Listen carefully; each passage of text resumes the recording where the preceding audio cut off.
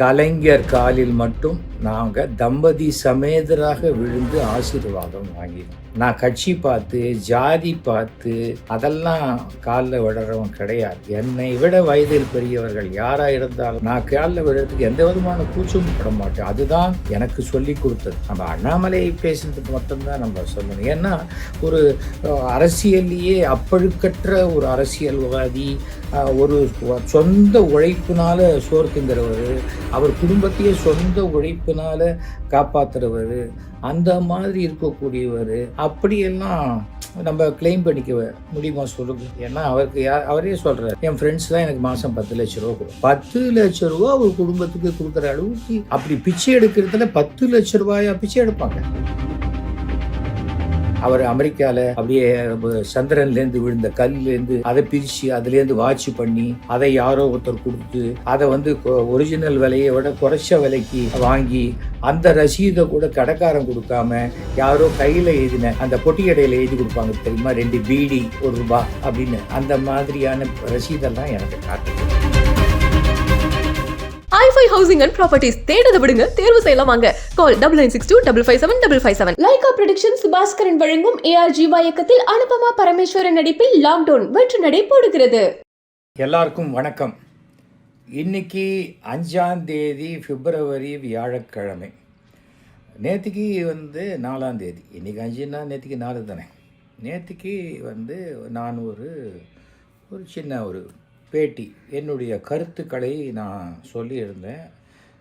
பாஜகவுடைய ஒரு 6 தொகுதி தேர்தல் பொறுப்பாளர் பதவியிலிருந்து நான் விலகிறேன், எங்கள் அப்பாவுக்கு உடம்பு சரியில்லை அப்படின்னு அண்ணாமலை ஒரு பேட்டி கொடுத்துருந்தார். பொது வெளியில் கொடுத்ததுக்கு அதை பற்றின கருத்து அவர் விலகினாரா அல்லது விலக்கப்பட்டாரா கட்சி தலைமையால் அப்படின்னு நான் என் கருத்துக்களை நான் சொல்லியிருந்தேன். இந்த ஜனநாயக நாட்டில் அவதூறாக தானே பேசக்கூடாது, கருத்துக்களை சொல்கிறதுக்கு உரிமை இருக்குது இல்லையா? நான் நிஜமே பேசாத தமிழா அப்படிங்கிற சேனல்லாம் நான் நடத்தலை, புரியுதா? அதனால் மலராத தாமரை அப்படியும் நான் நடத்தலை. நான் நடத்துறது என்னுடைய SV சேகர்னு என் சொந்த பெயரில் என் ரெக்கார்டில் இருக்கிற பேரை வச்சு தான் நான் ஒரு சேனல் நடத்திக்கிட்டு இருக்கேன். இதை படிச்சுட்டு பார்த்துட்டு கொந்தளித்து போன அண்ணாமலை நேற்றுக்கு என்னுடைய அருமை நண்பர் மதுரை திருமாறன் அவர் வீட்டுக்கு கல்யாணம் விசாரிக்க போயிட்டு கல்யாணத்தை பற்றி எதுவுமே சொல்லாமல் ஆஸ் யூஷுவல் இந்த அரசியல்வாதிகள் பேசுகிற மாதிரி என்னை பற்றி 1 நிமிஷம் 45 செகண்டு ஏதோ பேசியிருக்காரு. பாக்கி எல்லாத்தை பற்றியும் பேசியிருக்காரு. திருட்டுத்தனம் பண்ணுறவங்க இருக்காங்க பார்த்தீங்களா, அவங்க நேராக கண்ணை பார்த்தே பேச மாட்டாங்க. எங்கேருந்து வர அது ஆக்சுவலாக நான் இப்போ தான் லண்டனில் போய் கேப் சாப்பிட்டுட்டு அப்படின்னு எங்கேயாவது பார்த்துக்கிட்டு கையை மடக்கிக்கிட்டு காலை மடக்கிக்கிட்டு அதெல்லாம் பேசுவாங்க. அது உடல் மொழியை வச்சு ஒருத்தர் நேர்மையானவனா இல்லையான்னு நம்ம கண்டுபிடிச்சிடலாம். ஸோ நம்ம திரு அண்ணாமலை அவர்கள் இந்த பதட்டமான ஒரு பேட்டி கொடுத்தத சின்ன விளக்கம் மட்டும் நான் அவருக்கு கொடுத்துட்றேன். அதாவது முதல்வருக்கு ஜிங்ஜாங் அடித்து அது இது எனக்கு திரு ஸ்டாலின் அவர்கள் 40 வருஷமாக எனக்கு பழக்கம், ஓகேயா? கலைஞர் அவர்கள் 40 வருஷத்துக்கு மேலேயே எனக்கு பழக்கம். அது மட்டுமல்லாமல் அழகிரி, தமிழரசு, கனிமொழி எல்லாருமே அந்த குடும்பத்தில் எனக்கு பழக்கம். நான் கட்சி ரீதியாக யார்கிட்டையும் பழகலை. நான் ஒரு கலைஞன், ஓகேயா? 7000 ட்ராமா போட்டிருக்கேன். நாளையிலேருந்து அண்ணாமலை முனகினா கூட ஒரு ட்ராமா கூட போட முடியாது. நாடகம்னா என்னமோ ஏதோ ட்ராமா கொட்டாயை தூக்கிக்கிட்டு அலையிற மாதிரின்னு ஏதோ ஒரு வார்த்தை பேசியிருக்காரு. ஏன்னா கழுதைக்கு தெரியுமா கற்பூர வாசனைம்பாங்க. நாடகம் நடிக்கிறது எவ்வளோ கஷ்டம்னு இன்றைக்கி ரஜினிகாந்தை போய் கேளுங்க. எம்ஜிஆர் உயிரோடு இருந்தால் போய் கேட்டிருக்கலாம்.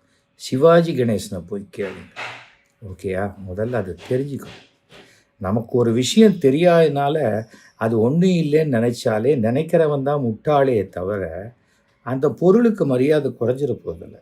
நான் இன்னைக்கு என்னை ஒரு நாடகக்காரன் என்று சொல்வதில் தான் நான் வாழ்க்கையிலேயே பெருமை அடைகிறேன். அதில் என்ன இருக்குது? எம்கே தியாகராஜ பாகவதர் எங்கே வந்தார்? தமிழ்நாட்டினுடைய முதல் சூப்பர் ஸ்டார் ட்ராமாலேருந்து வந்தார். சிவாஜி இங்கேருந்து வந்தார். எல்லோரும் ட்ராமாலேருந்து தான் வந்தாங்க. ட்ராமா நடிக்கிறது ஒன்றும் கேவலம் இல்லை. ஆனால் அரசியல்வாதியாக இருந்து ட்ராமா போடுறது தான் மகா கேவலம். அதை கண்டுபிடிக்கும் போது என்ன ஆகிடுது?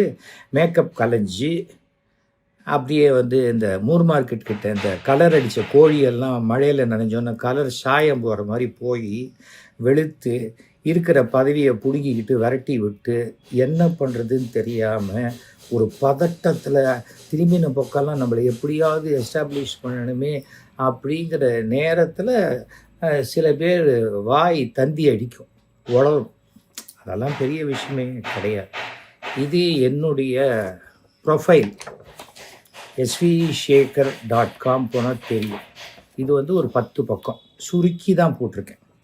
இந்த பக்கத்தில் ஒரு பக்கம் கூட எழுதி ஃபில்லப் பண்ண முடியாத அறகுறைகள்லாம் என்னை பற்றி பேசுதுன்னா எனக்கு என்ன பண்ணுறது? கலைமாமணி வாங்கிறதுக்காக முதலமைச்சர்கிட்ட அலையறேன்னு அந்த ஆள் பேசியிருக்கார். அதில் என்னன்னா, நான் கலைமாமணி 1994 வாங்கிட்டேன். அப்போ அண்ணாமலைங்கிற இந்த தம்பி பிறந்திருக்காரா இல்லையான்னு தெரியல. நீன்றாரு. ஒருவேளை அவங்க அப்பாவெல்லாம் அவர் நீன்னு தான் கூப்பிடுவாரா, வாடா போடான்னு கூப்பிடுவாரான்னுலாம் எனக்கு தெரியாது. எங்கள் வீட்டில் என்னை ஒழுக்கமாக வளர்த்துருக்காங்க. அதனால் எனக்கு அந்த பிரச்சனை கிடையாது. நான்லாம் படிப்பை விட ஒழுக்கம் ரொம்ப முக்கியம்னு வளர்ந்தவன்.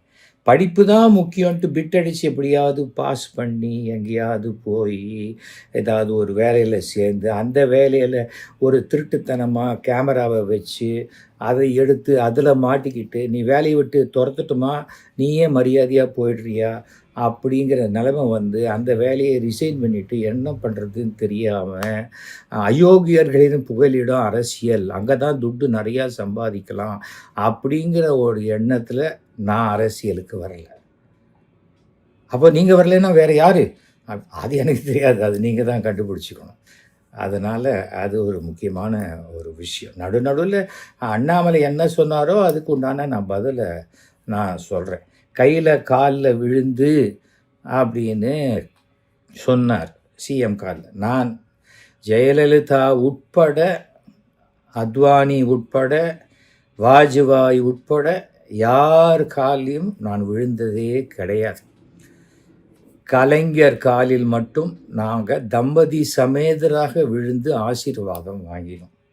ஏன்னா என்னுடைய 60வது பிறந்த நாளைக்கு கை நிறைய அச்சதி எடுத்து போட்டு ஆசீர்வாதம் பண்ணினார். என்னை விட வயதில் பெரியவர் அப்படி மனசார ஆசீர்வாதம் பண்ணும்போது அதில் எனக்கு எந்த கூச்சமும் கிடையாது. நான் கட்சி பார்த்து ஜாதி பார்த்து அதெல்லாம் காலில் விடுறவன் கிடையாது. என்னை விட வயதில் பெரியவர்கள் யாராக இருந்தாலும் நான் காலில் விடுறதுக்கு எந்த விதமான கூச்சமும் பட மாட்டேன். அதுதான் எனக்கு சொல்லி கொடுத்தது, என் மதத்தில் சொல்லி கொடுத்தது, என் குலத்தில் சொல்லி கொடுத்தது, எங்கள் அப்பா சொல்லி கொடுத்தது.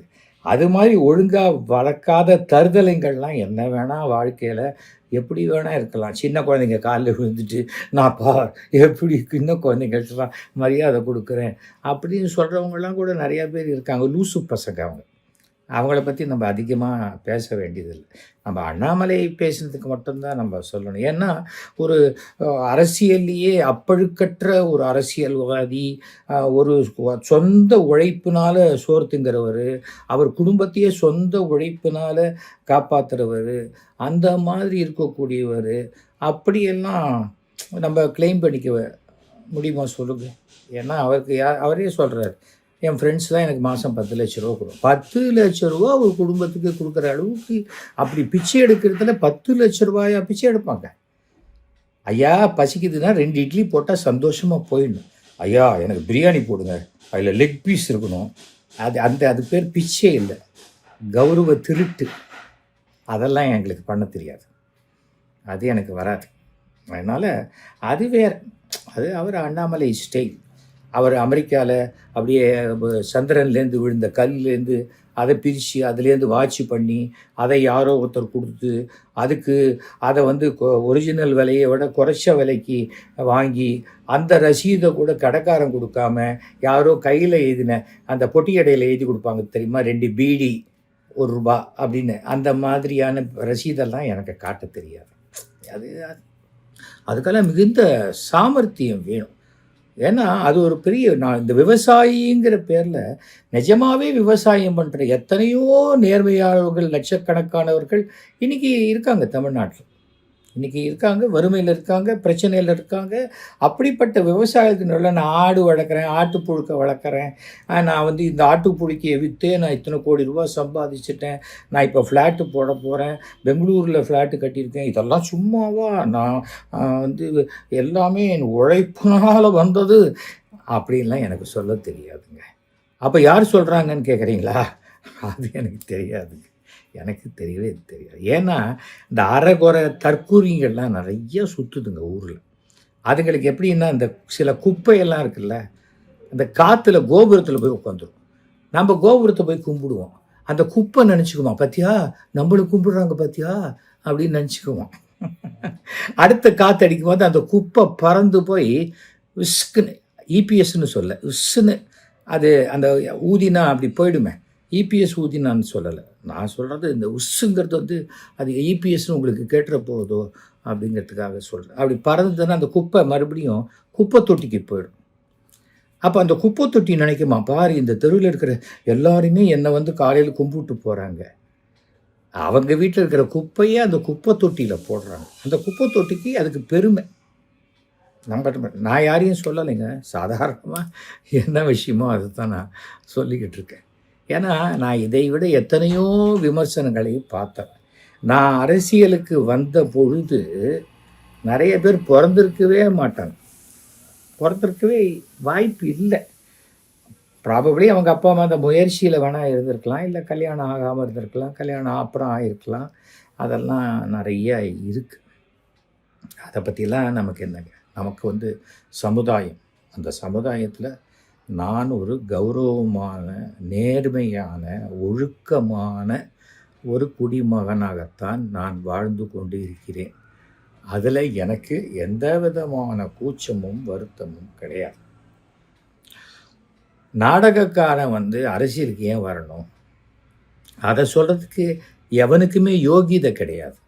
அரசியலில் இருக்கிறவன் தான் அரசியலில் இருக்கக்கூடாது, யோகியதை அற்றவன் இவன்னு ஜனங்களும் அந்த கட்சி தலைமையும் தூக்கி போடுமே தவிர வேற யாருக்கும் அதை சொல்கிறதுக்கு அருகதை கிடையாது. மக்களால் ஒருத்தன் தேர்ந்தெடுக்கப்பட்டு விட்டால் அவர் மக்களால் தேர்ந்தெடுக்கப்பட்ட பிரதிநிதி. தோற்று போயிட்டாக்க, நான் கொஞ்சம் 6 ஓட்டில் தான் தோற்றேன், 100 ஓட்டில் தான் தோற்றேன், 200 ஓட்டில் தான் தோற்றேன், என்னை சேரில் உட்காந்து வைக்காதீங்க, வேணாம் தரையில் உட்காந்துக்கிறேன் அப்படின்லாம் அசட்டு தைரியமாக, அசட்டு பிடிவாதமாக பேசுகிற குணம்லாம் எனக்கு கிடையாது. அது ஃபஸ்ட்டு. முதல்ல என்னுடைய 65 ஆண்டு கலையுலக சாதனையுடைய வயசு கூட சில பேருக்கு கிடையாது. நான் என்ன பண்ணியிருக்கேன்னு கூகுளில் போய் பாருங்கள். நானே அதை பண்ணியிருக்கேன், இதை பண்ணியிருக்கேன்னு தம்பட்டை அடிச்சுக்க வேண்டிய அவசியம்லாம் எனக்கு இல்லை. அதுக்காக தான் நான் இந்த விஷயத்தை திருப்பி திருப்பி சொல்லிக்கிட்டு இருக்கேன். கலைமாமணி வாங்கியாச்சு, கலைவாணர் விருது வாங்கியாச்சு, சிறந்த நாடகக்குழு விருது வாங்கியாச்சு. இந்த வருஷம் வாழ்நாள் சாதனையாளர் விருது 2015ஆவது வருஷத்துக்காக சின்ன திரைக்காக எனக்கு தமிழக அரசு கொடுக்கிறது. இது நான் என் லைஃப்பில் வாங்குகிற 17ஆவது வாழ்நாள் சாதனையாளர் விருது. அமெரிக்காவில் இருக்கிற தமிழ்ச்சங்கங்கள் எல்லாமே எனக்கு பல விருதுகள் கொடுத்துருக்காங்க. 4 முறை கௌரவ டாக்டரேட் பட்டம் நான் வாங்கியிருக்கேன்.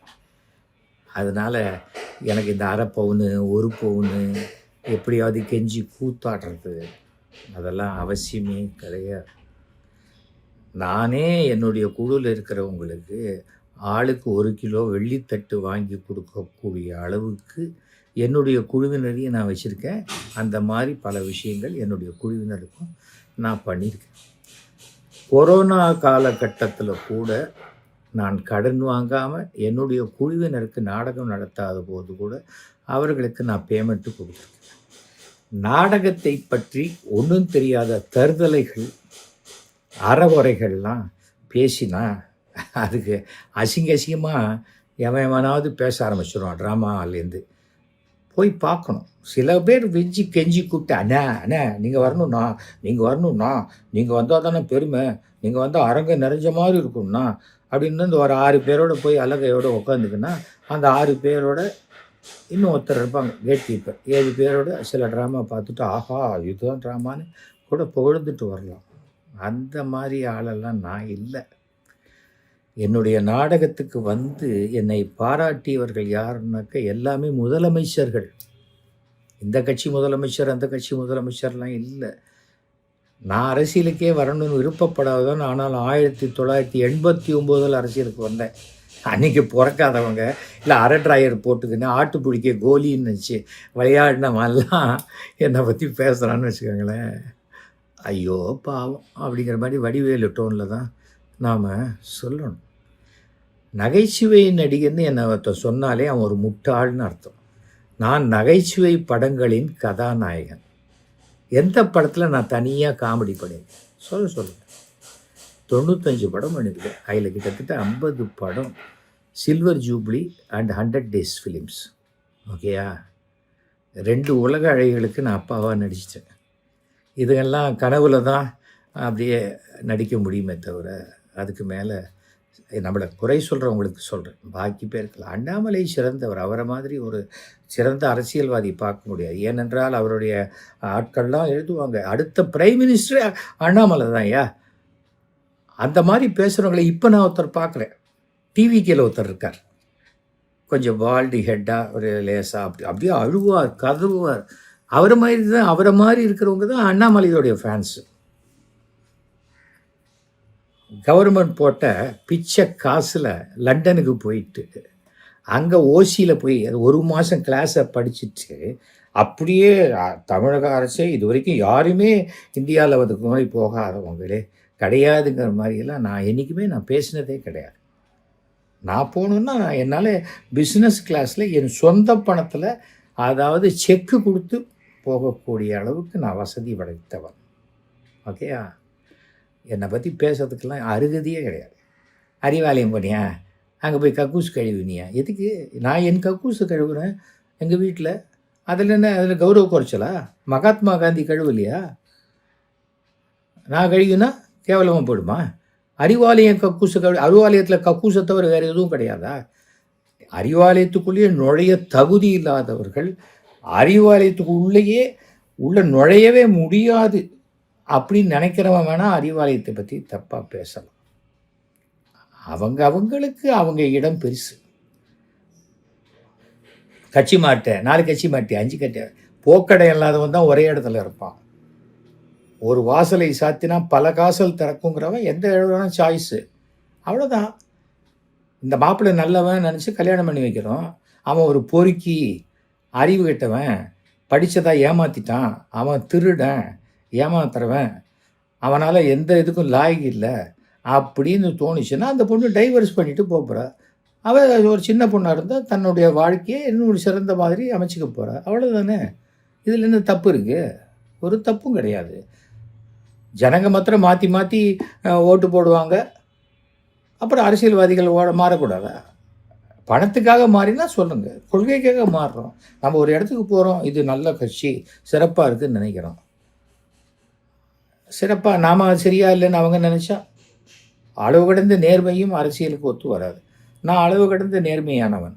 அதனால தான் என்னை ஒத்துக்க மாட்டேன்ட்டாங்க. 2 கட்சியில் விட்டு என்னை விட்டு எடுத்துட்டாங்க. 3வது கட்சி மோடி கூப்பிட்டாரு. என்னை மோடி கூப்பிட்டாரு. நான் ஒன்றும் யாரையும் சந்தோஷப்படுத்தி வீடியோ எடுத்து ரகசியமாக மிரட்டி மரியாதையாக என்னை சேர்த்துக்கிறியா இல்லை இந்த வீடியோவை வெளில விட்டுட்டுமா அப்படின்னு நான் கேட்கவே இல்லை. மோடி என்னை கூப்பிட்டாரு. கம்பீரமாக போனேன். அவருக்கு நான் பிரசாதத்தை கொடுத்து இந்தியாவினுடைய அடுத்த பிரதமர் நீங்கள் தானே 2011 நான் சொன்னேன். அவரே நம்பலை. 3 முறை இருப்பீங்கன்னு சொன்னேன். 2027 வரைக்கும் தான் இருப்பீங்கிறதையும் அவர்கிட்ட நான் சொல்லியிருக்கேன். எனக்கு என்ன கூச்சம்? நான் நேர்மையானவன். என்னை ஒரு கட்சி வச்சுக்கிட்டா அந்த கட்சிக்கு நல்லது, வச்சுக்கலைன்னா அந்த கட்சிக்கு தான் நஷ்டம். எனக்கு என்ன நஷ்டம்?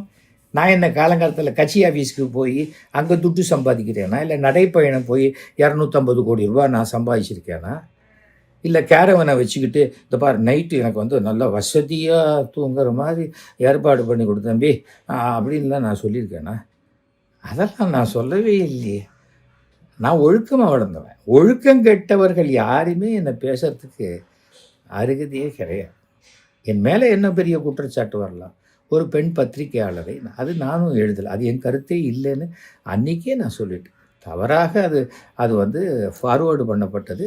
உடனே அழிச்சிட்டேன், மன்னிப்பும் கேட்டேன். இதுக்கு மேலே பஸ்ஸில் தடான்னு யாராவது தள்ளி விடுறோம், நம்ம இன்னொருத்தர் காலை மிதிச்சிட்டோன்னா சாரி சார் என்ன நான் வேணும்ட்டு பண்ணல சார், அவ்வளோதானே. எனக்கு அம்மா இருக்காங்க, சகோதரி இருக்கா, பொண்ணு இருக்கா, பேத்தி இருக்கா. நான் இதுக்கு இன்னொரு பொண்ணை தப்பாக பேசுகிறேன்? பேச வேண்டிய அவசியமே கிடையாது. ஏன்னா அது என்ன தெரிஞ்சவங்களுக்கு தெரியும், அது சட்டத்துக்கும் புரியும், அவ்வளோதான். இதில் என்ன இருக்குது? எனக்கு ஒன்று, நான் ஒன்று ஊழல் பண்ணிவிட்டு ஜனங்களோட பணத்தெல்லாம் கொள்ளையடிச்சிட்டு திருடிட்டு மாட்டிட்டு இந்த பார் நீ ஆட்சியில் இருக்கிற, இந்த பார் உன்னோட ஃபைலெல்லாம் நான் வெளில விட்டுருவேன், எனக்கு மாத்திரம் இப்போ நீ மாதம் 20 கோடி ரூபா கொடுக்கலன்னா அவ்வளோதான் அப்படின்லாம் சொல்லி அதை உடனே சில பேர் அதுக்கு பயந்துக்கிட்டு இந்த எலும்பு துண்டை தூக்கி நாய்க்கு போடுற மாதிரி மாதம் போட்டு அந்த பணத்தில் வாழ்க்கை நடத்துகிறவன் நான் இல்லை. அப்போ அது யார் அப்படிங்க என்ன கேட்காதீங்க, எனக்கு தெரியாது. தமிழக அரசியல் என்னை விட உங்களுக்கு நிறையா தெரிஞ்சிருக்கு இல்லையா, அதுக்காக சொல்கிறேன். நான் பிளாக்மெயிலர்லாம் கிடையாது. எனக்கு ஒருத்தனை பிடிக்கலன்னா டேய் நீ பொறுக்கிடா அப்படின்னு மூஞ்சிக்கு நிறைய நான் சொல்லுவேன். எனக்கு என்ன பயம்? எனக்கு பயம் கிடையாது. நான் பிறப்பினால் பிராமணனாக இருக்கலாம், ஆனால் பழக்க வழக்கங்களால் நான் ஒரு சத்திரியன். நான் என்னுடைய ஹிஸ்ட்ரி எடுத்து பார்த்தா தெரியும். ஏதாவது பாப்பா பையன் ஏதோ பூணல் போட்டுக்கிறான், இவனை ஒன்றும் பண்ணிக்கலாம், அதெல்லாம் நம்ம கையில் நடக்காது வாத்தியாரே. இது நான் அண்ணாமலைக்கு சொல்லலை, பொதுவாக என்னை பற்றி அப்படி நினைக்கிறவங்களுக்கு நான் சொல்கிறேன். ஏன்னா அண்ணாமலையை பற்றி நான் அப்படி இல்லை. அவரை மாதிரி ஒருத்தர் விடுறாங்க, 2 லட்சம் புஸ்தகம் படிச்சிருக்காரு. அது மாதிரி எத்தனை அவர் ஒரு புல்லட்டை கூட துப்பாக்கி எடுத்து போட்டு அப்படி எப்படி புல்லட்டை போடுறதுன்னு அப்படி அன்றைக்கி பண்ணி காமிச்சிருக்காரு ஒரு இதில். அது மாதிரி பிளேனில் வந்து இந்த கதவு தான் திறக்கணுமா, நான் இந்த கதவை திறந்து போகக்கூடாதா அப்படின்னு கேட்கக்கூடிய ஒரு தைரியசாலி. அவரெல்லாம் போய் நம்ம சொல்ல முடியுமா? நீங்கள் யோசிச்சு பாருங்கள். நமக்கு என்னங்க இருக்கு? அதெல்லாம் ஒன்றுமே கிடையாது.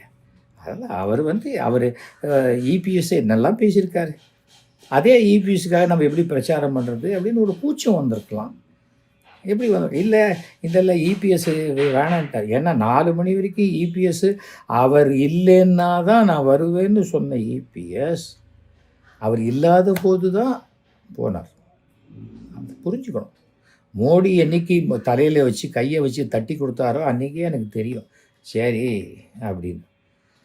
யார் தலையிலன்னு கேட்காதீங்க, எனக்கு தெரியல. ஏன்னா அவர் சசிகலா தலையிலையும் கை வச்சுருக்காரு, இவர் தலையிலையும் கை வச்சுருக்காரு. அதனால் அது எனக்கு தெரியாது. எல்லாமே நீங்கள் தான் என்னை விட தெளிவாக இருக்கீங்க, எல்லா விஷயமும் பார்க்குறீங்க. அப்படி இருக்கும்போது எல்லாத்தையும் நானே சொல்ல முடியுமா? சொல்லுங்கள். அமெரிக்காவில் 32 நாளில் 28 நாடகங்கள் போட்டு அத்தனையும் ஹவுஸ்ஃபுல் ஷோ. ஓகேயா? ரேடியோ மிர்ச்சியில் நான் ஒரு லைவ் ஷோ 2 மணி நேரம் பண்ணேன். அதனுடைய highest phone calls 32,000 phone calls வருது. ஏஆர் ரகுமானுக்கு கூட 28,000. ஏஆர் ரகுமான்கிறேன்னா அந்த ரேடியோ மிர்ச்சிங்கிற சேனல் பாட்டு கேட்குற சேனல். இசையமைப்பாளருக்கு ஏஆர் ரகுமான் தான் உச்சத்தில் இருக்கக்கூடிய இசையமைப்பாளர். அதை விட எனக்கு ஜாஸ்தி வந்திருக்குன்னா அது எனக்கு பெருமை. அதுக்காக நான் ஏஆர் ரகுமானை தாடி நான் மியூசிக் போடுவேன்னு நான் சொன்னேன்னா நான் ஒரு முட்டாள். சொல்ல மாட்டேன். ஒரு பதவியில் இருக்கும் அப்படிங்கிறதுக்காக அப்படியே தலையெடுத்து ஆடினா அப்படியே கடவுள் கீழே போட்டு நெசுக்கி தூக்கி எறிஞ்சிடுவார். அப்புறம் எத்தனை கோடி பணம் இருந்தாலும் அது ஒரு நாள் நாம் எப்படியெல்லாம் மிரட்டினோமோ அதே மாதிரி ரெய்டு நமக்கு நாம் அதுலேருந்து வெளில போயிடும். நம்மளை தூக்கி உள்ளே போடுறதுக்கும் வாய்ப்பு இருக்குது. நிறைய இருக்குது, அதெல்லாம் நிறைய விஷயங்கள் எல்லாமே இருக்குது.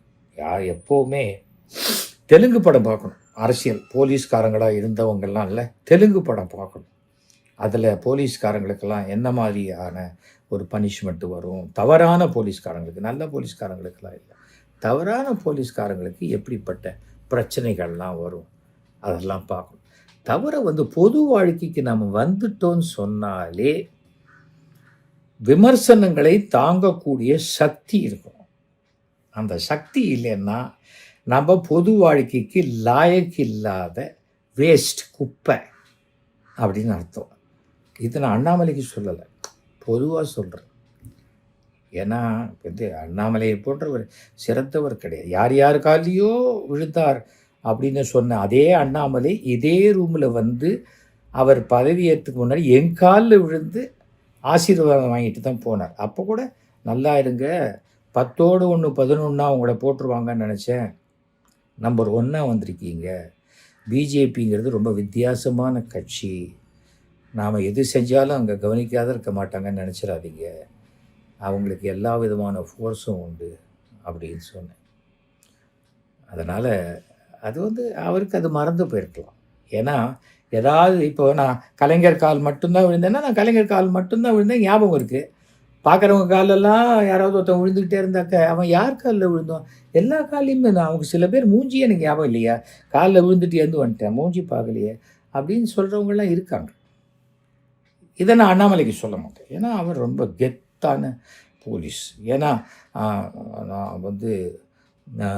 என்னது சொல்கிறது, கர்நாடக சிங்கம், இது கர்நாடக சிங்கம் அப்படின்னு ஒரு புக்கு அவரே எழுதி அவரே பப்ளிஷ் பண்ணி அதையே விற்று அதையே படித்து அதையே பார்த்து சந்தோஷப்படுற மாதிரியெல்லாம் நான் ஆள் இல்லை. இன்றைக்கி கூட ராணி பத்திரிகையில் என்னுடைய தொடர் ஒன்று வந்துட்டுருக்கு, லைஃப் ஸ்டைல், வாழ்க்கையில் எப்படி ஒழுக்கமாக இருக்கணும், வாழ்க்கையில் எப்படி சிறப்பாக வரத்துக்கு ஒன்று இது விஷயங்கள். ஞாபக சக்திங்கிறது அது ஒரு பெரிய விஷயமா.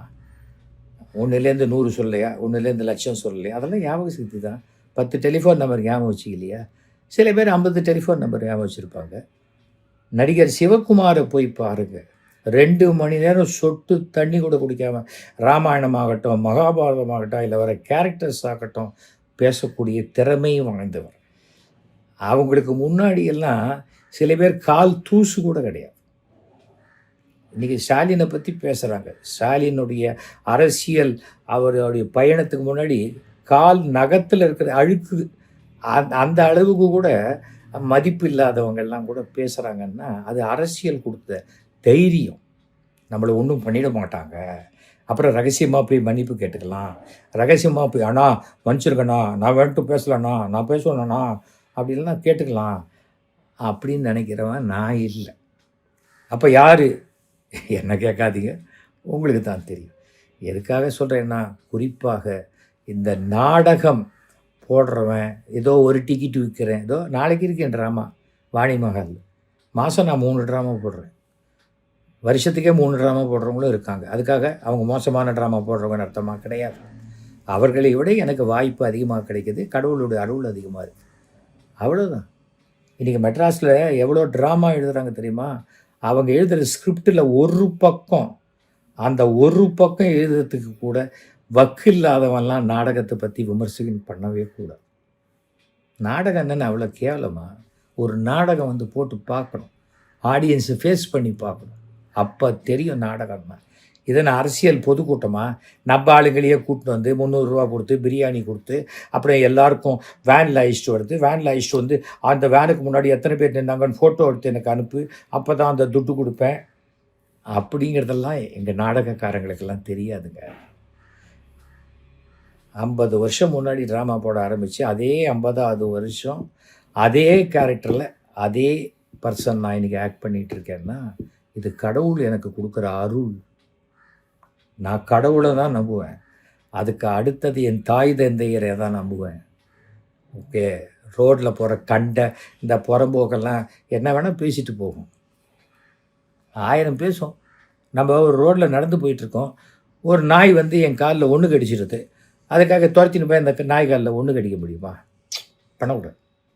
அந்த நாய்க்கு லெவல் அவ்வளோதான், அதுக்கு ஏதோ லேண்ட் போஸ்ட்டு கிடைக்கல, நம்ம காலில் அடிச்சுட்டு போயிடுச்சு, அவ்வளோதான் அப்படின்ட்டு தான் போகணுமே தவிர இல்லை நான் போய் பார்க்குறேன், நான் போய் பதில் சொல்கிறேன் அதெல்லாம் அவசியமே கிடையாது. நம்மளை பொறுத்த வரைக்கும் நாம் யார் அப்படிங்கிறது நமக்கு தெளிவாக தெரிஞ்சால் போதும். கான்ஃபிடென்ஸ் இருக்கணும், செல்ஃப் கான்ஃபிடென்ஸ் இருக்கணும். ஆனால் எவனுக்கு ஓவர் கான்ஃபிடென்ஸ் இருக்கோ அவன் எந்த இடத்துக்கு வந்தாலும் 4 வருஷத்தில் அழிஞ்சிருவான். ஐயோ, நான் அண்ணாமலையை சொன்னேன்னு நினச்சிக்க போகிறீங்க. நான் அண்ணாமலையெல்லாம் நான் ஏன் சொன்னேன்? பாவம், என் பையன் வயசு நல்லா இருந்துட்டு போட்டோம். அவர் நிறைய இன்னும் கற்றுக்க வேண்டியது இருக்குது. இன்னும் நிறைய கற்றுக்கணும். நிறைய அரசியல்னால் இப்படியா, வாழ்க்கைன்னா இப்படியா, அப்படி. ஏன்னா அவர் முதல்ல என் வயசு வரைக்கும் வாழணும், அதுக்கப்புறமும் வாழணும். வாழ்வாருங்கிற நம்பிக்கை எனக்கு இருக்குது. அது இருந்துட்டு போட்டோம். ஆனால் வாழ்க்கையில் நேர்மையாக இருக்கிறதும் ஒழுக்கமாக இருக்கிறதும் தான் கஷ்டம். அதுதான் ரொம்ப முக்கியம். இன்றைக்கி பள்ளிக்கூடத்தில் பசங்க ஏதோ கஞ்சா குடிக்கிறாங்க, தண்ணி அடிக்கிறாங்கலாம் சொல்கிறாங்களே, அதுக்கு என்ன காரணம் என்றால், நாம் படிப்பை விட ஒழுக்கம்தான் முக்கியம்னு சொல்லி வளர்க்கலை. பாடம் முக்கியம், நிறைய மார்க் வரும், நிறைய படி, பாஸ் பண்ணு, அதையே சொல்லாது. பையன் முன்ன பின்ன கூட படிக்கட்டும், ஆனால் ஒழுக்கமாக வளர வேண்டும் என்று பெற்றோர்களும் நினைக்கணும், ஆசிரியர்களும் நினைக்கணும். அப்போது அடுத்த தலைமுறை சிறப்பாக வளரும். அவ்வளோதான், அதுக்கு மேலே எதுவும் கிடையாது. எனக்கு எந்த கட்சியில் இருந்ததும் எனக்கு வருத்தம் கிடையாது, என்னை வெளில அமிச்சதும் வருத்தம் கிடையாது. ஏனென்றால் என் ஜாதக கட்டத்தில் அப்பப்போ அது மாறணும்னு இருக்குது. அவ்வளோதான். நான் இன்றைக்கி இப்போ 2011 எடுத்த டெசிஷன், இனிமேல் எந்த தேர்தலையும் நிற்கிறது இல்லைன்னு. அன்றைக்கி அதை சொல்லிட்டு தான் நான் மோடி அவர்கள்கிட்ட அந்த பார்ட்டியில் சேர்ந்தேன். ஆனால் பார்ட்டியில் சேர்ந்த பிறகு யாரோ ஒரு ஆள் ஒருத்தர் அப்படி இருந்தால் பரவாயில்ல, அதே போல் எல்லோரும் இருந்தால் நமக்கு முடியல. நமக்கு அதெல்லாம் சரி, எல்லாருக்கும் பதில் சொல்லிக்கிட்டு எல்லாருக்கும் தவறும் சில இடத்துல என் ஜாதியே இருக்கக்கூடாது அப்படின்னு போராடி அப்படியே அத்தனை பேரையும் ஒழித்த ஒரு இடம் அது. யார் அண்ணாமலையா பண்ணார் அப்படின்னு கேட்காதீங்க. பாதிக்கப்பட்டவங்களுக்கு தெரியும், மற்றவங்களுக்கும் தெரியும்.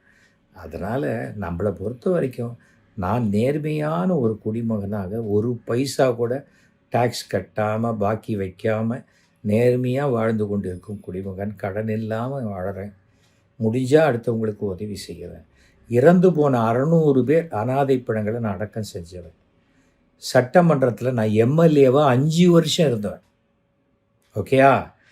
அதை அறகுறையாக அரவக்குறிச்சியில் போய் தோற்று போய் கவுன்சிலர் கூட ஆகாதவங்கள்லாம் என்னை பேசக்கூடாது. அது என்ன அரவக்குறிச்சிங்க, நீ சும்மா ஆனாவுக்கு ஆனா, அதுக்காக சொன்னேன். அதுக்காக தான். வேறு எந்த ஊரில் தோற்று போனாலும் சரி, ஒரு தடவை கூட ஜெயிக்காதவன் ஜெயிச்சவனை பற்றி எப்படி பேச முடியும்? அது பொறாமை, போங்கு. அதுக்கெல்லாம் நம்ம பதில் சொல்ல முடியாது இல்லையா? 300 கோடி ரூபா வேலை நடந்தது மயிலாப்பூரில். ஒரு பைசா கூட கமிஷன் வாங்காத எம்எல்ஏவாக நான் இருந்தேன். சுடுகாட்டில் வேலை செய்யும் வெட்டியான்களை பணம் வந்தால் தான் நமக்கு சாப்பாடு, இன்றைக்கி பணம் வரும் அப்படின்னு நினைத்து கொண்டு வாழ்ந்தவர்களை, தினசரி பிணத்தோடு வாழ்ந்து கொண்டிருக்கிறவர்களை கலைஞர்கிட்ட நான் சொல்லி சட்டமன்றத்தில் பேசி அவர்களை நான் இன்றைக்கி அரசு ஊழியராக்கியிருக்கேன். அவங்க காலையில் இருந்தோன்னு வேண்டிப்பாங்க, எல்லோரும் நல்லபடியாக இருக்கட்டும், ஒரு பணம் கூட வரலையா, நல்லது அப்படின்னு தான் நினைப்பேன். ஏன்னா அவங்களுக்கு மாத சம்பளம் வருது. அதை நான் செஞ்சேன். அவங்களாம் என் ஜாதிக்காரங்க இல்லை. ஆனால் நான் பார்க்குறேன், சமுதாயங்கிறது என்ன, ரொம்ப மேடும் ரொம்ப பள்ளமும் இருக்கக்கூடாது, ஆல்மோஸ்ட் கொஞ்சம் சரிசமமாக இருக்கணும் அப்படின்னு வளர்க்கப்பட்டவன் நான். அதுக்காக சொல்கிறேன். வாஞ்சிநாதனுக்கு மணிமண்டபம் கட்டணும்னு நான் கலைஞர்கிட்ட கேட்குறேன் சட்டமன்றத்தில், முதல்வர் கலைஞரே இதை பண்ணி கொடுங்க அப்படின்னு. அதுக்கு கலைஞர் சொன்ன பதில் தெரியுமா? சட்டமன்ற வாஞ்சிநாதனே கேட்குறாரு, நான் மாட்டேன்னு சொல்ல முடியுமா? பண்ணித்தரேன். அன்றைக்கி அடிக்கல் நாட்டி பண்ணப்பட்டது. ஒருத்தரும் நம்ம ஒருத்தனை பிடிக்கலைன்னா அதை பற்றி எதுவுமே தெரிஞ்சிக்காத வாய்க்கு வந்த பற்றி பேசிக்கின்னு, எனக்கு அதெல்லாம் ஒன்றும் இல்லை, எனக்கு யாருக்கும் பதில் சொல்ல வேண்டியது இல்லை அப்படின்னு உள்ளுக்குள்ளே கொதிச்சுக்கிட்டு பிபியில் எகிரி அதெல்லாம் வரக்கூடாது.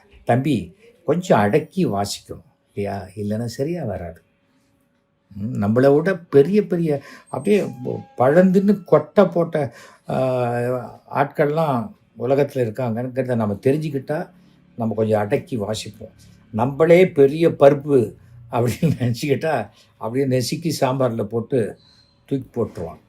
அவ்வளோதான். இது அண்ணாமலைக்கு பதில் சொல்லணும்னு தான் ஆரம்பித்தேன்.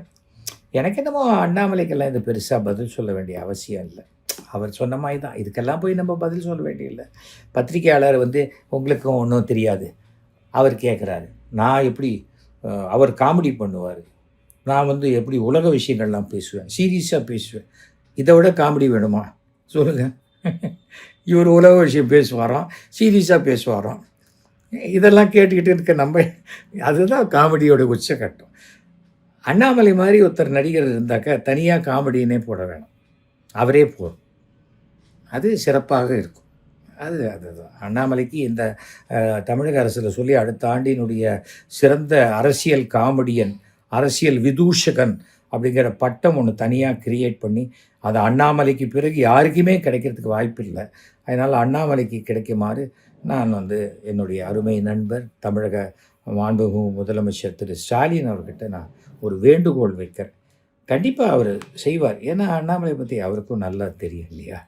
அதனால் இந்த இப்போவே அடுத்த ஆண்டினுடைய அரசியல் காமெடியன், அரசியல் சிறந்த விதூஷகர் அண்ணாமலைக்கு, இப்போ அரசின் விருது பெறப்போகும் அண்ணாமலைக்கு 2 லட்சம் புஸ்தகம் படித்தவர், 25,000 கேஸு டீல் பண்ணவர், அப்புறம் இந்த மாதிரி நகைச்சுவையாக எப்போ இருந்தாலும் நகைச்சுவையாக பேசுகிறவர், செருப்பு போட்டுக்க மாட்டேன் அப்படின்ட்டு அப்புறம் ஷூவோடு வரவர், இந்த மாதிரி பல காமெடிகள் பண்ணக்கூடிய, அப்புறம் எல்லாத்தையும் தாண்டி உலக மகா வரலாற்றிலேயே யாரையோ ரேப் பண்ணான்ட்டு தன்னை சவுக்கால் அடிச்சுக்கிட்ட ஒரு மாபெரும் உத்தமன். அப்படிப்பட்ட காமெடிகள்லாம் உலகத்தில் இனிமேல் யாருமே பண்ண முடியாது. என்னமோ எந்த ஆளு சவுக்கு வாங்கி அடிச்சுக்கிட்டோம், சவுக்கு விற்பனையே குறைஞ்சி போச்சு. அது மாதிரி தான் இருக்குது. இவர் தயவு செஞ்சு எங்கேயும் போய் தாமரைப்பூ வாங்காமல் இருக்கும்படியாக நான் கேட்டுக்கிறேன். ஆனால் இருக்கிற சேல்ஸும் அவுட் ஆகி ரொம்ப பிரச்சனையாகிடும். அதுக்காகத்தான். அதனால் இது போரும்னு நினைக்கிறேன் தம்பி அண்ணாமலை.